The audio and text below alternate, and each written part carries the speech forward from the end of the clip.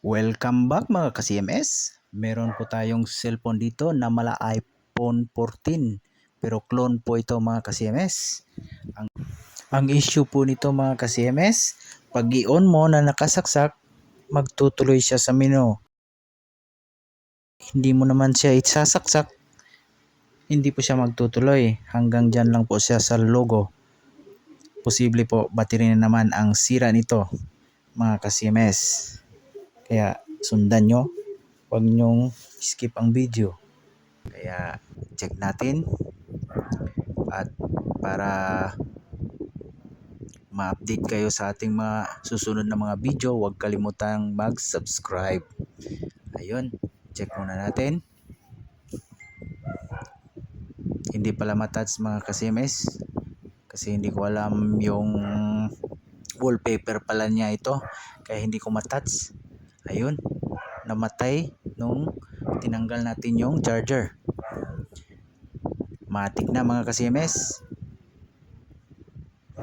battery yung sira nito. Tara, buksan na natin. Let's go!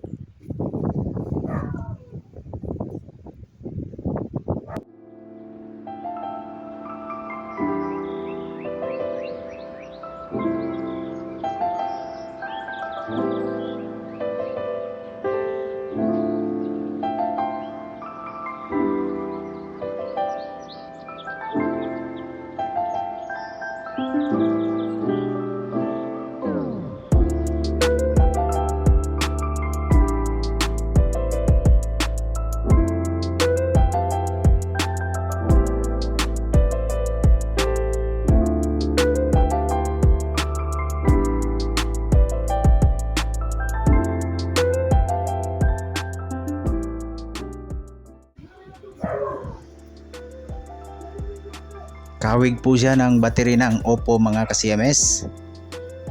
Parang Oppo po yung battery niya. Ayan, tanggalin natin. Gamit po tayo ng plastic na manipis at saka lagyan na natin ng konting fluid para mas mabilis pong matanggal yung pandikit. Ayan, kunat pa. Matigas pa yung battery niya. Nandito po ang issue niya sa may fuse mga ka-CMS, kaya jumper naman natin yung fuse niya.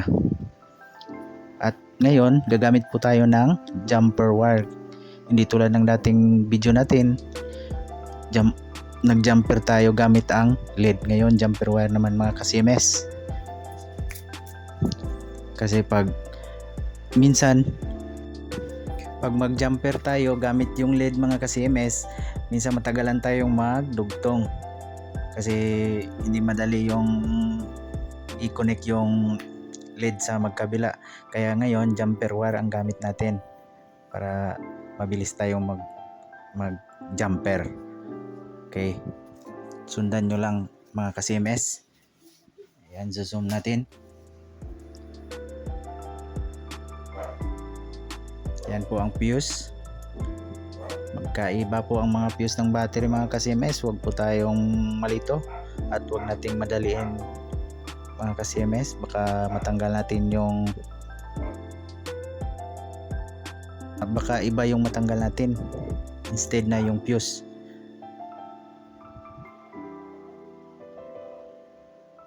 Yan, lagyan natin ng konting flux. Sa pagtanggal naman mga ka-CMS, ang ginagawa ko, yung soldering tip ko nilagay ko sa kabila, tapos yung LED naman doon sa kabila para kung mag-melt yung sa may solder tip, mag-melt din yung sa kabila kasi nilagyan mo ng tingga eh.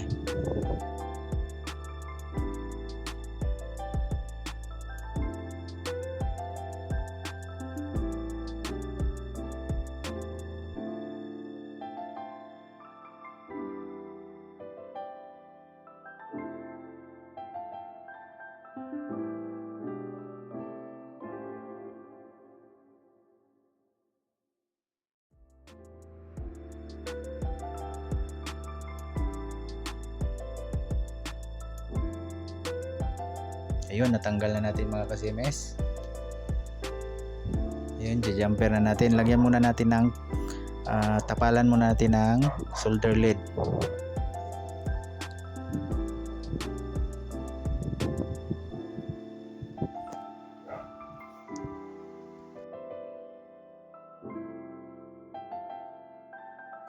Para madaling kumapit yung jumper wire natin mga ka-CMS, kailangan yung lagyan muna ng tingga yung jumper natin.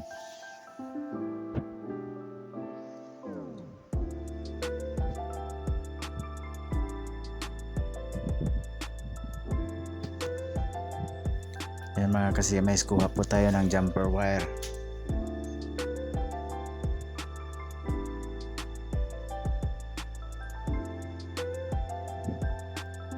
Mabilis lang po itong gawin kung gusto nyong mag-DIY mga ka-CMS.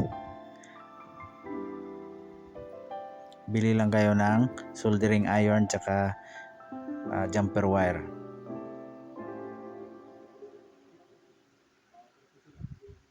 Ayan, madali lang dumikit mga ka-CMS kasi nilagyan natin ng tingga yung jumper wire. Kailangan yun. Ayan, dumikit na mga ka-CMS. Putulin na natin. At saka ibalik na natin para matesting po natin kung gagana ba ang ating jumper solution ng battery ng i14 Pro. Clone lang po ito mga ka-CMS.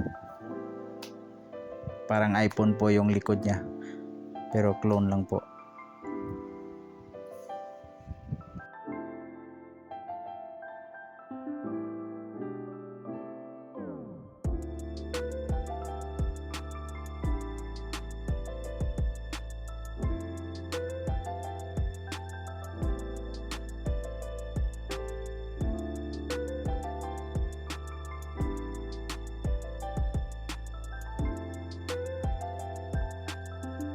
Ayan, kabit na natin mga ka-CMS. Testing natin kung gagana na ba ng normal yung ginawa nating jumper. Kasi kanina namamatay siya bigla pag tatanggalin yung charger. Ngayon try natin mga ka-CMS na walang charger. Kung magbukas ba siya, magtuloy-tuloy ba siya. Ayan, nagcha-charge na mga ka-CMS. Fast forward natin. I-on muna natin.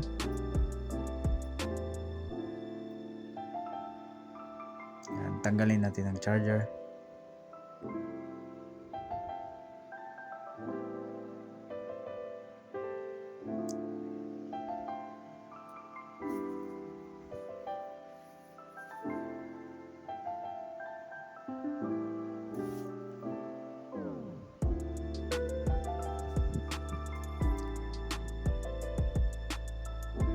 Ayun, nag-loading na mga ka-CMS.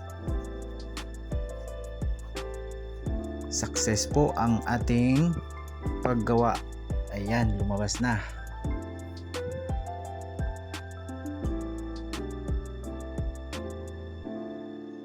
Ganyan lang po mga ka-CMS ang gagawin kapag makaka-encounter kayo ng ganitong issue. Ayan.